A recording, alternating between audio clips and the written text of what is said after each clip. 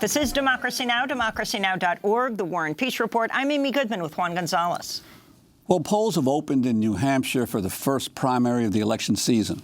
The vote comes 8 days after the still disputed Iowa caucus, where both Senator Bernie Sanders and former South Bend Mayor Pete Buttigieg claimed victory. Both candidates have asked for a partial recanvass of the results. On Monday night, Sanders of Vermont held a massive rally and concert at the University of New Hampshire in Durham, attended by over 7,000 people. This turnout tells me why we're going to win here in New Hampshire,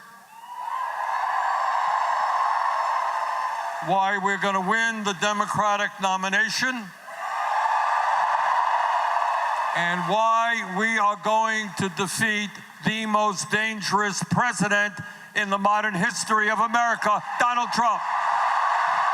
And the reason that we are going to win is the American people, no matter what their political views may be, are sick and tired of a president who is a pathological liar, who is running a corrupt administration, who is a bully and a vindictive person, who is a racist, a sexist, a xenophobe, a homophobe, and a religious bigot. And those are his nice qualities. President Trump also held a major rally in Manchester at Southern New Hampshire University Monday. The crowd was estimated around 11,000 people. Meanwhile, Democratic Senator Amy Klobuchar of Minnesota campaigned in Nashua. In recent days, she's picked up the endorsements of 3 significant newspapers in New Hampshire.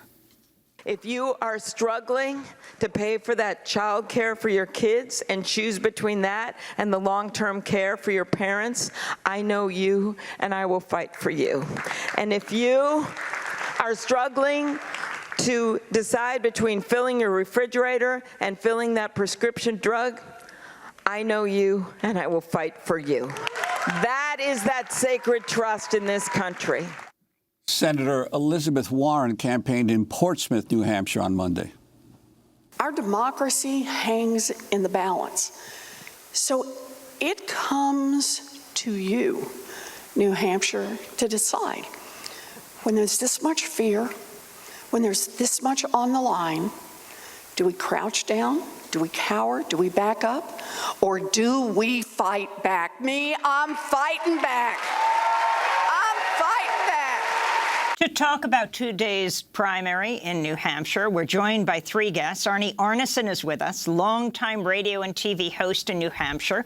She's the host of The Attitude on WNHN-FM in Concord, New Hampshire, former New Hampshire legislator and Democratic gubernatorial candidate in the 1992 elections in Manchester, New Hampshire right now, as is Norm Solomon, co-founder and national coordinator of RootsAction.org, which is supporting Bernie Sanders. And here in New York, the artist, writer, and activist Molly Crabapple, who recently published a series of sketches from her time on the campaign trail with Bernie Sanders in Iowa and New Hampshire. We welcome you all to Democracy Now! Arnie Arnesen, let's begin with you. You were our first guest 24 years ago, right leading up to the New Hampshire primary. Don't tell them.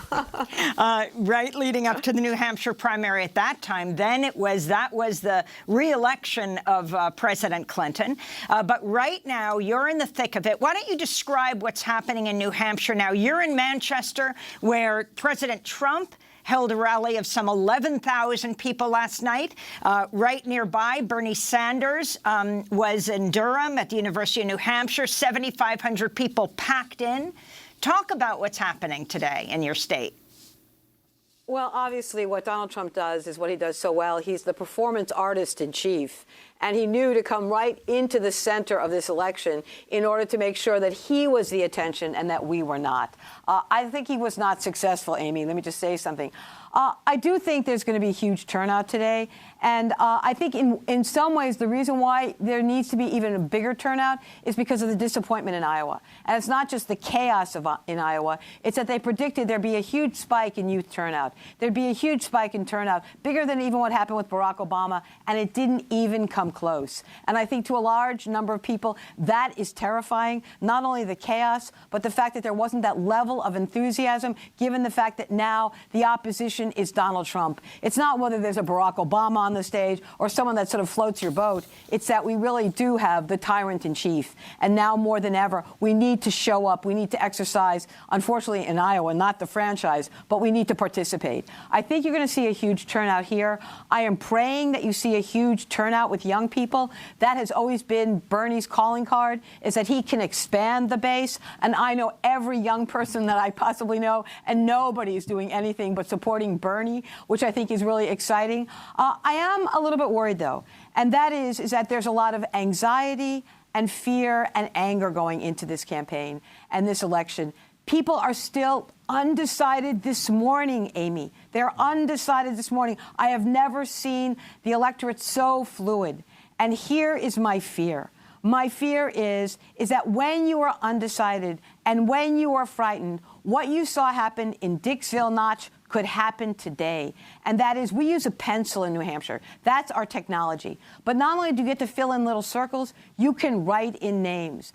And although Michael Bloomberg, who would be our benevolent despot leader, is not running in New Hampshire, let me remind everyone, not only is he buying ads in all the states, but the Super Tuesday states are what? Massachusetts and Vermont.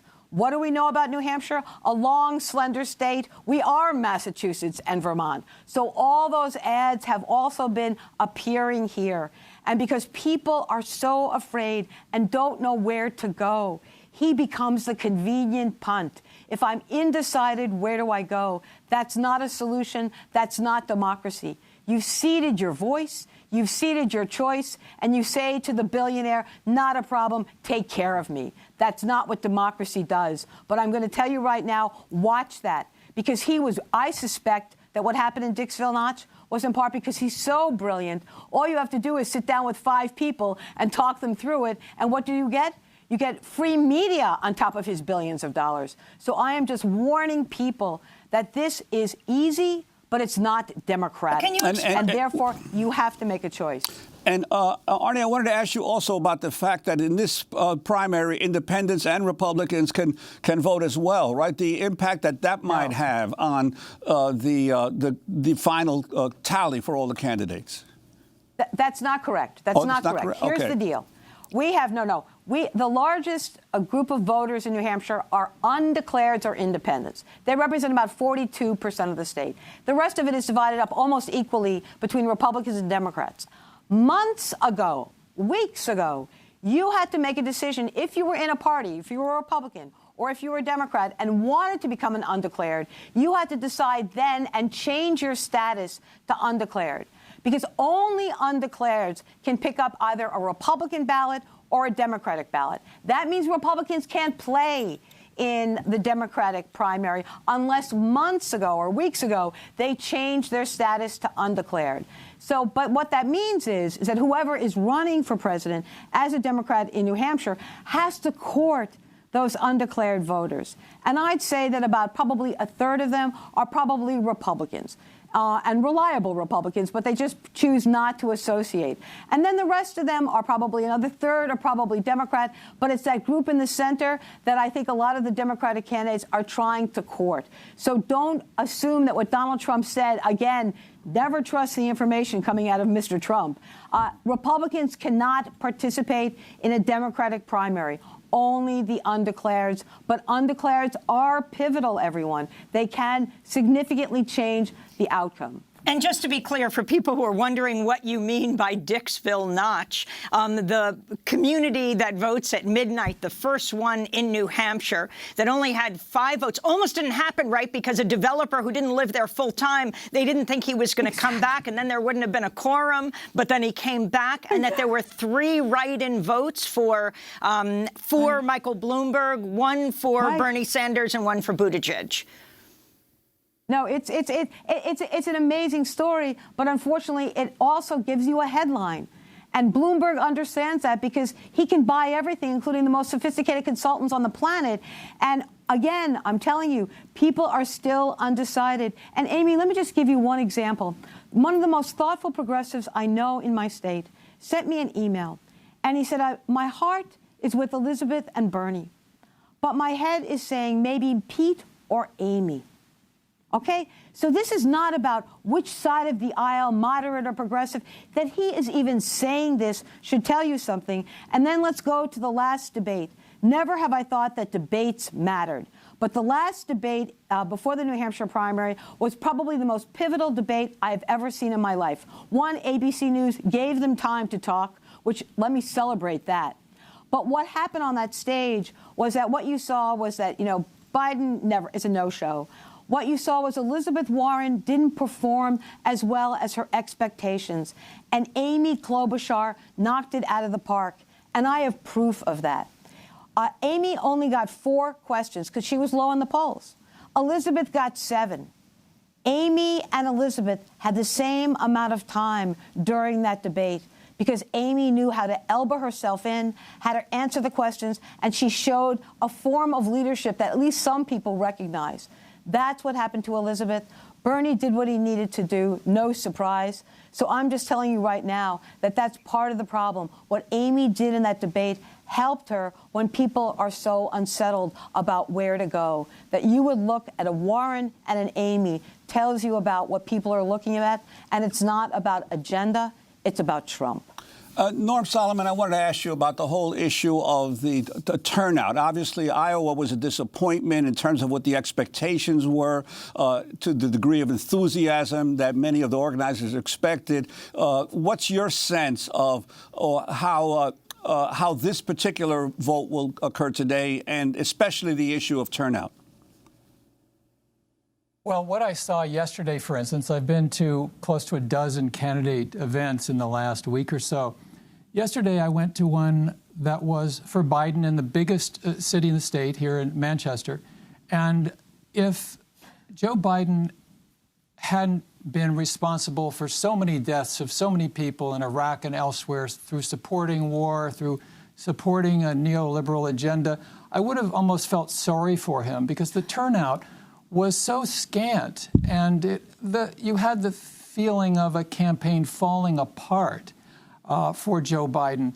I also was out in a small town, the Franklin Pierce University, elsewhere in the state. Bernie just rocked the house with a multicultural, young audience of students, and it was powerful. And he was talking about climate, and he was talking about student debt, and you could feel the emergence of a new consciousness, if you will, among a new generation. And so there was this sort of transcendent feeling in the room.